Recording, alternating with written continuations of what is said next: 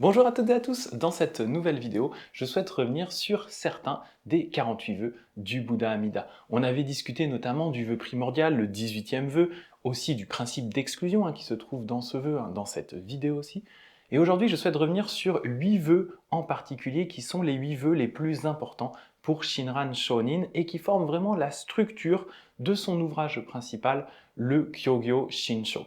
Donc on va revenir sur chacun de ces 8 vœux selon l'ordre de la structure du Kyogyo Shinsho et je vais vous expliquer pourquoi est-ce que ces vœux sont importants pour Shinran Shonin. Donc je vais vous lire ces vœux sur la base de ce texte, 3 sutras et un traité de la terre pure traduit par le révérend Jean Héracle, qui était un révérend, donc un bonze du Jodo Shinshu en Suisse. Cet ouvrage est malheureusement un peu difficile à trouver en ce moment, donc j'espère que vous pourrez également le trouver en occasion si c'est possible. Donc, on va commencer l'étude de ces 8 vœux les plus importants pour Shinran Shonin. Donc, on va commencer déjà par le 17e vœu, c'est le vœu qui définit pour Shinran la pratique du Nembutsu. Voilà ce que dit donc ce 17e vœu. Si moi devenu Bouddha, les Bouddhas innombrables des mondes des 10 quartiers ne louent pas tous ensemble ceux qui récitent mon nom, je ne veux pas de la parfaite illumination. Donc il y a vraiment cette idée que tous les Bouddhas à travers l'univers vont réciter le nom du Bouddha Amida, vont louer les personnes qui récitent le nom du Bouddha, vont partager ce nom avec leurs disciples, et donc ça va faire en sorte que le vœu se transmette à travers l'univers, mais c'est aussi cette idée que tous les Bouddhas eux-mêmes vont devenir des Bouddhas en récitant le nom du Bouddha Amida. Et donc tout ça, ça va propager le Nembutsu, la pratique du nom du Bouddha Amida, la pratique de la récitation du nom du Bouddha Amida à travers l'univers. C'est donc le vœu de la pratique, le vœu de la récitation du Nembutsu. Le deuxième vœu, c'est tout simplement le 18e vœu, c'est le vœu de la foi, c'est le vœu primordial du Bouddha Amida, un vœu dont on a déjà pas mal discuté, mais que je vais vous relire à nouveau parce qu'il est extrêmement important. Voici ce que dit le 18e vœu. Si moi devenu Bouddha, tous les êtres vivants des 10 quartiers, ayant le cœur sincère, la foi sereine et le désir de renaître en mon pays, vont jusqu'à penser à moi 10 fois et n'y vont pas renaître, je ne veux pas la parfaite illumination. Seuls sont exclus ceux qui commettent les 5 rébellions et calomnient la bonne loi. Donc je ne vais pas revenir sur le principe d'exclusion, puisqu'on en a discuté dans une vidéo spécifiquement dédiée à ce sujet-là. Les points sur lesquels je vais insister ici, c'est que ce 18e vœu va nous lister 3 cœurs qui sont ici, le cœur sincère, la foi sereine et le désir de renaître en mon pays. Mais pour Shinran, en fait, ces 3 cœurs n'en font qu'un, c'est tout simplement le cœur de la foi, c'est Shinjin, c'est le cœur qui s'en remet entièrement au Bouddha Amida, et ce cœur nous est donné lui-même par le Bouddha. Ces 3 cœurs nous sont donnés par le Bouddha Amida, parce que pour Shinran, en fait, ce n'est pas possible pour une personne normale de réellement générer ces 3 cœurs qui sont au-dessus de ses propres forces, notamment ce cœur sincère, vraiment cette foi sereine. On n'est pas capable, avec nos petits esprits, nos petites capacités d'être normaux, de réellement les générer. Donc en fait, c'est le Bouddha qui nous les donne, afin que nous puissions atteindre la naissance dans la terre pure. Et on retrouve également dans ce vœu l'aspect important de la commémoration du Bouddha, les 10 commémorations, c'est dit nen, c'est dit nenbutsu. Voilà, l'aspect de pratique se retrouve également dans ce 18e vœu, c'est donc vraiment le vœu le plus important. Ensuite, nous allons retrouver 2 vœux qui vont, pour le premier, concerner notre naissance dans la terre pure et notre atteinte de l'état de Bouddha, et pour le deuxième, le fait que nous allons retourner dans le monde suite à cette atteinte de la bouddhéité pour aider les autres. Donc on ne reste pas dans la terre pure, mais on redescend immédiatement pour aider les autres. Et ces 2 vœux importants, ce sont le vœu 11 et le vœu 22. Donc je vais vous les lire et on va du coup pouvoir en discuter. Le vœu 11, voici ce qu'il explique. Si moi devenu Bouddha, les hommes et les dieux de mon pays ne demeurent pas dans le groupe des prédestinés et n'arrivent pas nécessairement à l'extinction, je ne veux pas de la parfaite illumination. Donc la façon dont traditionnellement ce vœu a été compris, c'est de dire que les personnes qui vont arriver dans la terre pure, au moment où elles arrivent dans la terre pure, ou en tout cas suite à leur pratique dans la terre pure, elles vont atteindre l'état ici qu'on appelle l'état des prédestinés, donc en fait les personnes qui sont certaines d'atteindre l'état de Bouddha, les personnes qui ne vont plus pouvoir reculer dans la voie bouddhiste, et ensuite elles vont atteindre la parfaite illumination. Shinran, lui, le comprend d'une façon un tout petit peu différente, il comprend qu'en fait au moment où nous avons cette expérience de Shinjin, c'est-à-dire au moment où notre naissance dans la terre pure est fixée, tout simplement parce que nous nous en sommes remis d'un cœur sincère au Bouddha Amida, nous sommes certains d'attendre la naissance dans la terre pure, alors immédiatement à ce moment-là, nous atteignons le groupe des prédestinés, et au moment de notre mort, à ce moment-là, nous atteignons l'état de Bouddha, hein, d'une certaine façon, nous fusionnons avec le Bouddha, nous devenons son équivalent, et alors justement nous allons retourner directement dans le monde, aider les êtres. Et ce retour dans le monde, il se fait via le 22e vœu que je vais vous lire maintenant. Alors le 22e vœu, justement, il est assez long. je vais vous le lire, mais il est assez long. Je vais vous le... Voilà, prenez-le tel quel. Je vais ensuite vous le commenter d'une façon très simple, hein. Il peut être compris d'une façon très simple, mais juste, il est long en lui-même au niveau de son descriptif. Donc si je deviens Bouddha, tous les bodhisattvas des terres de Bouddha des 10 quartiers qui renaîtront en mon pays arriveront nécessairement à l'état où il n'y a plus qu'une seule naissance, sautant par-dessus les degrés ordinaires, à savoir la série des 10 étapes, la pratique de la présence immédiate et les vertus de celui qui est bonté universelle. S'il n'en est pas ainsi, je ne veux pas de la parfaite illumination.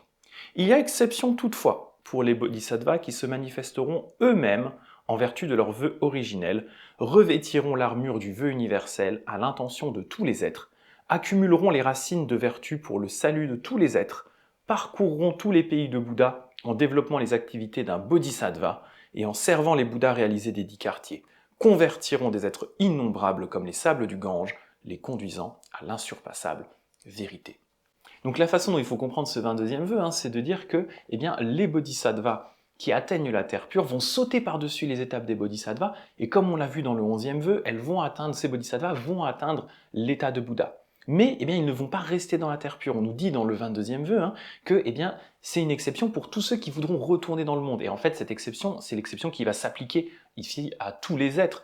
Tous les êtres qui vont atteindre la naissance dans la terre pure vont retourner, ils ne vont pas rester dans cet état tranquille, sinon on ne serait plus dans une voie Mahayana. Ils vont retourner dans le monde pour aider les êtres. Ils vont revêtir l'armure de leur vœu universel et ils vont sauver tous les êtres. C'est ce qu'en japonais on appelle Oso Eko et Genso Eko, c'est-à-dire le transfert de mérite, ce qui vient directement du Bouddha Amida, puisque c'est le Bouddha Amida qui nous permet, grâce à ses vœux, de réaliser ses actions. Et donc il va nous transférer les mérites, d'une part, pour notre naissance dans la terre pure et l'atteinte de l'état de Bouddha, c'est ce qu'on appelle Oso Eko.